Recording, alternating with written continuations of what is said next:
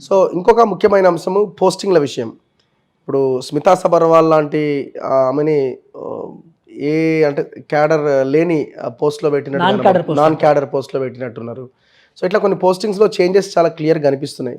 So ఇవి మీరు satisfy అవుతున్నారా? అంటే ఇది కొంత ప్రజాపాలన దిశగా అడుగులన్న దిశగా ఆలోచిస్తున్నారా? లేకపోతే ఏమన్నా మిస్టేక్స్ జరిగినాయా? పొరపాట్లు జరిగినాయా? లేదు. అంటే రేవంత్ రెడ్డి గారు ఏ మాటకి ఆ మాట మనం చెప్పుకోవాల్సిందేంటంటే, ఆయన ఇంక్లూజివ్ పరిపాలన.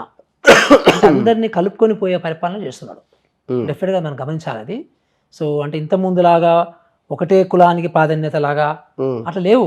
ఓకే. ఇప్పుడు పాత గవర్నమెంట్ ఏం చేసింది? సో, వాళ్ళ కులం వాళ్ళని ఎక్కడెక్కడో రామ రామ అనుకునే ముసలోళ్ళని తీసుకొచ్చి పెట్టాడు. ఐఏఎస్ పోస్ట్‌లో పెట్టింది. నాన్ అవును. ఐఏఎస్ వాళ్ళని ఐఏఎస్‌లో పెట్టింది. హ్మ్.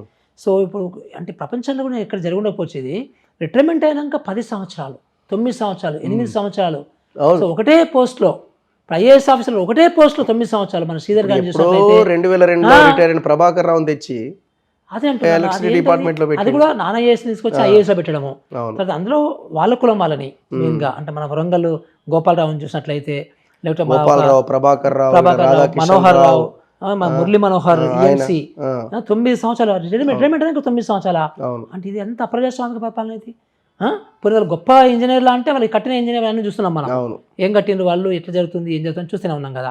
అంటే దానికి మనం కంపేర్ చేస్తే ఈరోజు మనం చూస్తున్నటువంటి పోస్టింగ్‌లు గానీ, ఈరోజు మనం చూస్తున్నటువంటి పరిపాలన గానీ, ఈరోజు మనం చూస్తున్నటువంటి ప్రజావాణి, ప్రజా పరిపాలన గానీ, సో అవన్నీ కూడా మనకు మార్పులు కనపడట్లేదు. ప్రజలు చూస్తున్నారు కదా! డెఫినిట్‌గా మార్పులు కనబడుతున్నాయి కదా! హ్మ్. సో మనం అంటే మేబీ ఫ్యూచర్‌లో ఏమన్నా నెగెటివ్స్ వస్తే మనం దాని గురించి మాట్లాడుకోవచ్చు కానీ, అవునవును. బట్ హ్మ్. As on today I think అది కనపడుతుంది. కొట్టొచ్చేట్టు కనపడుతుంది మనకి. అంటే మనం ప్రజలందరూ కూడా బీఆర్ఎస్ పరిపాలనను చూసిండ్రు. నాలాంటోళ్ళు, నీలాంటోళ్ళని చూసినాము. మనందరిని చూసిన హ్మ్. వాళ్ళందరినీ ఇప్పుడు జరుగుతున్నటువంటి పరిపాలన కూడా మనం చూస్తున్నాం కదా! ఎందుకు ఇప్పుడు సెక్రటేరియట్ కలకలలాడిపోతుంది? హ్మ్. సెక్రటరీకి వెళ్తే మీకు కొన్ని వందల మంది, వేల మంది ముఖ్యమంత్రిని కలుస్తున్నారు, మంత్రులను కలుస్తున్నారు, హ్మ్. సెక్రటరీని కలుస్తున్నారు, అవును. పోలీసులను కలుస్తున్నారు హ్మ్. కదా!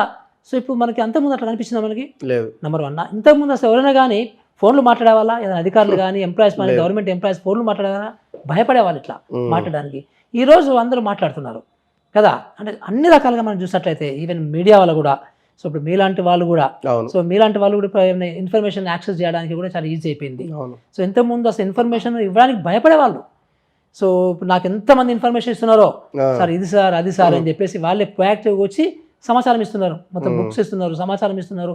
ఏది అడిగితే అది ఇస్తున్నారు. టక టక టక ఇచ్చేస్తున్నారు. సో, ఇవన్నీ కూడా మనకి ఒక ప్రజాస్వామ్య పాలనకి ప్రతిబింబాలు కదా! ఇప్పుడు ఈ స్మితా సబర్వాల్ లాంటి వాళ్ళని ఆ పోస్ట్‌లో పెట్టడం మీరెట్లా చూస్తున్నారు? మీరు ఆమె గురించి ఒక ట్వీట్ చేస్తే అది పెద్ద వైరల్ అయినట్టున్నది. హ్మ్. సో, ఆమె అవును. చివరికి రిప్లై ఇచ్చుకోవాల్సిన పరిస్థితొచ్చింది. అవును. అంటే అంటే ఈమె ఉన్నారు. నవీన్ మిట్టల్, అమోయ్ కుమార్ అవును. ఇట్లాంటోళ్ళు చాలా మందున్నారు. అవును. హ్మ్. నిజానికి ఇప్పుడు నవీన్ మిట్టల్, అమయ్ కుమార్ వీళ్ళ మీద చాలా చాలా అవును. నెగెటివ్స్ ఉన్నవి. అవును. భూ కుంభకోణాలు అని చెప్పేసి అందరూ చాలా అంటున్నారు. పెద్దగున్నాయి.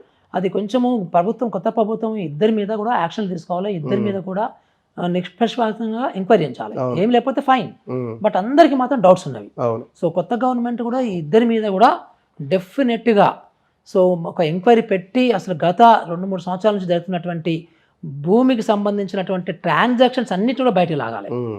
లాగి లాగడం అంటే నేను నెగెటివ్ చెప్పడం లేదు. వాళ్ళ ముందు డౌట్ పెట్టలేదు నేను.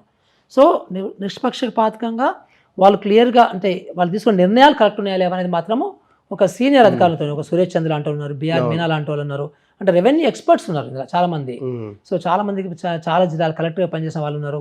సో, వాళ్ళందరూ కూడా సో, పాలిటిక్స్‌లో లేరు వాళ్ళందరూ కూడా. కానీ అలాంటి వాళ్ళతోని పెట్టి ఒక్కరిని కూడా పెట్టకండి మీరు. ఒక హ్మ్. ఇద్దరు ముగ్గురిని పెట్టి చేస్తే నేను బయటకొస్తాను. నేనేమంటున్నానంటే ఫ్యూచర్‌లో కూడా ఎలాంటి అధికారులు కూడా ఇంత బరితెగింపుతోని అట్లా ఉండకూడదు. హ్మ్. సో, నిజానికి ప్రభుత్వాలు చేసినా గానీ, ఇన్నిన్ని సంవత్సరాలు ఒకటే పోస్ట్‌లో ఉండడం కూడా చాలా తప్పు. హ్మ్. చాలామంది అట్లా ఉన్నారు. అవును.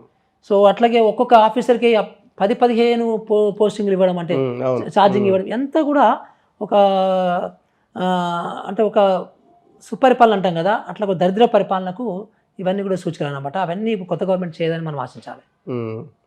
సో, ఇప్పుడు లాస్ట్ అంటే గవర్నమెంట్ మారే కొద్దీ ఇప్పుడు గతంలో ఉన్న వాళ్ళని పక్కన పెట్టడం, ఈ నాన్ క్యాడర్ పోస్ట్‌లో పెట్టడం జరుగుతుంటదా? లేకపోతే ఇది రొటీన్‌గా ఎట్లా ఎట్లా చూడాలంటారు?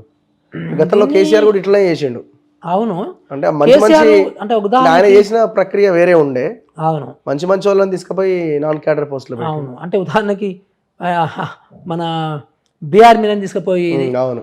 అక్కడ ఇది మన ఎస్సీ కమిషన్ హ్మ్. బీఆర్ మీద తీసుకురా సురేష్ చంద్ర గారిని, వీరిద్దరిని కూడా ఒకరినేమో ఎస్సీ కమిషన్కి మెంబర్ సెక్రటరీగా, ఇంకొకరికేమో ప్లానింగ్ కమిషన్ స్మితాన్ని వేసిన పోస్టింగ్లో, అలా స్పెషల్ చీఫ్ సెక్రటరీ ర్యాంక్లో ఉండేవాళ్ళు. అట్లా వేయడము. ఇప్పుడు ఇన్ఫ్యాక్ట్ నన్ను కలెక్టర్గా షిఫ్ట్ చేసినప్పుడు 27 మందికి ఆర్డర్స్ ఇచ్చారు. అందులో 22 మందికి నాన్ క్యాడర్ పోస్ట్ ఇచ్చారు. అప్పుడు అందులో చాలా మందికి చూస్తే నాన్ క్యాడర్ వాళ్ళని తీసుకొచ్చి, అసలు అర్హులు కాని వాళ్ళని తీసుకొచ్చి, సో అసలు వాళ్ళకి స్కిల్స్ లేకుండా ఉన్న వాళ్ళని తీసుకొచ్చి ఐఏఎస్ పోస్టులు ఇవ్వడము. తర్వాత ఐఏఎస్ వాళ్ళనేమో పాపం మంచి ఐఏఎస్ వాళ్ళని, అంటే వీళ్ళు మనం చెప్పిన మాట వినరని చెప్పేసి, వీళ్ళు నీతిమంతులు అని చెప్పేసి, వీళ్ళు చాలా స్ట్రిక్ట్గా ఉంటారని చెప్పేసి వాళ్ళని తీసుకెళ్ళి ఒక డంపింగ్ చేసి, అంటే ఐఏఎస్ కాని పోస్ట్ వేయడం అనేది చాలా ఎక్కువ జరిగింది పాత గవర్నమెంట్లో, బాగా భయంకరంగా జరిగింది అది. సో ఇప్పుడు అట్లా జరగదు యాక్చువల్గా. ఇప్పుడు స్మితకి ఇచ్చింది కూడా, స్మితకి ఆర్కైవ్స్ ఇవ్వలే, ఆర్కియాలజీ ఇవ్వలే స్మితకి. సో ఒక ప్లానింగ్ కమిషన్కి మెంబర్ సెక్రటరీకి ఇచ్చారు వాళ్ళకు యాక్చువల్గా. అంటే అంత భయంకరమైన పోస్ట్ ఏం కాదు అది. దాని కనీసం కారు ఉంటుంది, దాని కనీసం ఒక చాంబర్ ఉంటుంది చెప్తున్నాను. అంటే మరీ డంపింగ్ ఏం చేయలేదు. So maybe I think that should be okay. ఎందుకంటే కొంచెం దాటిపోయింది. మరి మీలాగైతే అవమానించలే కదా. అదే కదా, ఎగ్జాక్ట్లీ. మీకు కనీసం ఫోన్ లేకుండా, ఆఫీస్ ఇవ్వకుండా, అన్న కాదబ్బా, నేను చెప్తున్నా స్పెషల్ చీఫ్ సెక్రటరీస్ని. అవును, సురేష్ చంద్ర గారిని అవమానించారు, బీఆర్ మీనని అవమానించారు. సో కొంతమంది అయితే ఎప్పటికీ సెక్రటరీలో గుమాస జాబులు చేసుకుంటే రిటైర్ అయిపోయారు వాళ్ళు. సో కొంతమంది SC/ST ఆఫీసర్లకి అసలు కరెక్ట్ పోస్టే ఇవ్వలేదు, వాళ్ళకి ఒక్కసారి ఇవ్వలేదు. సో అట్లా ఇప్పుడు ఈయన వచ్చిన తర్వాత అలాంటి పాత వాళ్ళందరినీ కూడా ఎవరైతే బాగా పనిష్మెంట్ గురయ్యారో వాళ్ళందరినీ తీసుకొచ్చి ఇప్పుడు రిహాబిలిటేషన్ చేసి, అంటే కొంచెం పోస్టింగ్లు ఇస్తున్నాడు కదా, that's a good part. So అందరికీ అవకాశాలు ఇవ్వాలి యాక్చువల్గా.